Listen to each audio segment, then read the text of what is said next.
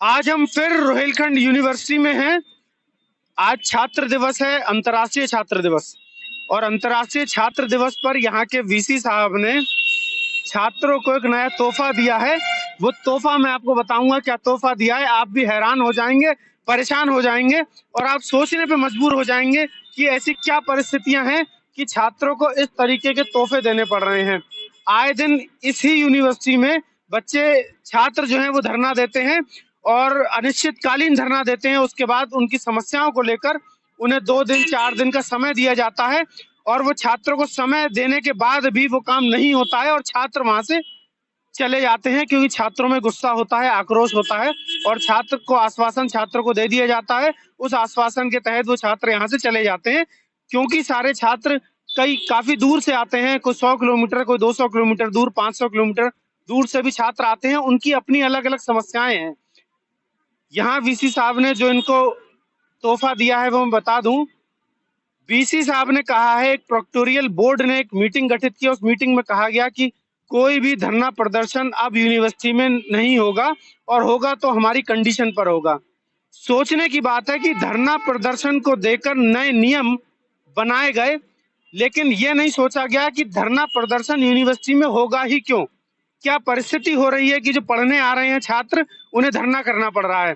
और ये कहा गया है कि प्रशासनिक भवन से 100 मीटर की दूरी पर कोई भी धरना होगा और उसके बाद छात्र जो हैं वो 2 ही पदाधिकारी छात्र संगठनों के आएंगे और बात करेंगे बड़े अधिकारियों से और उनकी समस्याओं का समाधान जो है वो उन 2 छात्रों से ही जो संगठन के होंगे उनसे सुना जाएगा।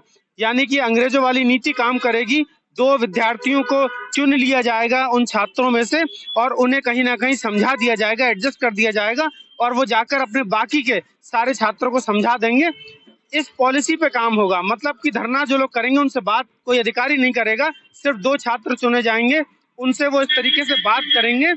और धरना देने से 1 दिन पहले यूनिवर्सिटी में अधिकारियों को लिखित जानकारी देनी पड़ेगी और लिखित जानकारी में ये बताना पड़ेगा कि कितने छात्र आएंगे यहाँ पर और कैसे धरना प्रदर्शन होगा। संयम तरीके से धरना प्रदर्शन करना पड़ेगा। और कहा गया है कि विद्यार्थी जो हैं वो तार्किक सवाल करेंगे।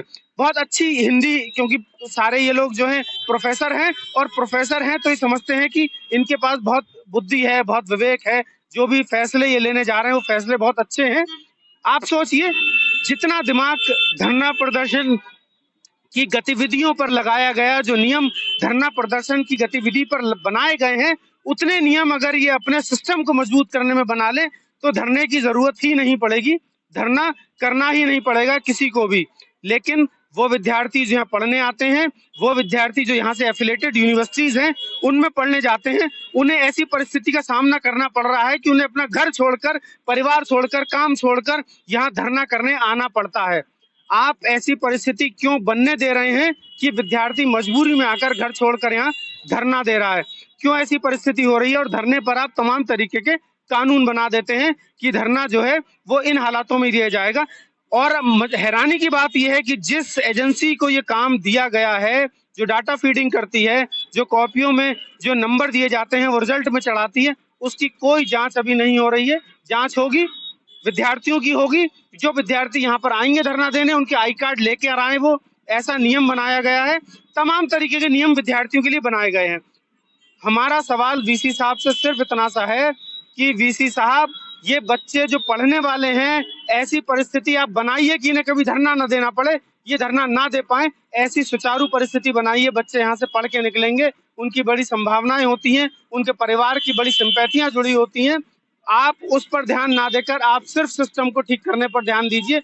आप प्रोफेसर हैं, सब कुछ है, आपके बहुत बुद्धिजीवी हैं, लेकिन वो सारा विवेक जो है वो कहीं ना कहीं यूनिवर्सिटी को ठीक करने में लगाइए, ना कि विद्यार्थियों के धरने में बनाने वाले कानूनों में लगाइए। उनसे ऐसा कौन सा डर है, ऐसा कौन सा खौफ है कि आपने अपने केबिन के बाहर 2-2 बाउंसर रख रखे हैं? आप उन बाउंसरों को जो तनख्वाह देंगे, जो सैलरी देंगे, वो सरकारी पैसे से देंगे। जबकि अभी जो सिक्योरिटी की व्यवस्था यहाँ पर है, 120 सिक्योरिटी गार्ड हैं, उनको तनख्वाह समय से नहीं मिल पा रही है। वो एजेंसी भी कहीं ना कहीं घपले में थी, उस एजेंसी को यहाँ काम दिया गया। डाटा फीडिंग का ऑनलाइन काम उस एजेंसी को दिया, जो एजेंसी पहले से ही ब्लैक लिस्टेड है।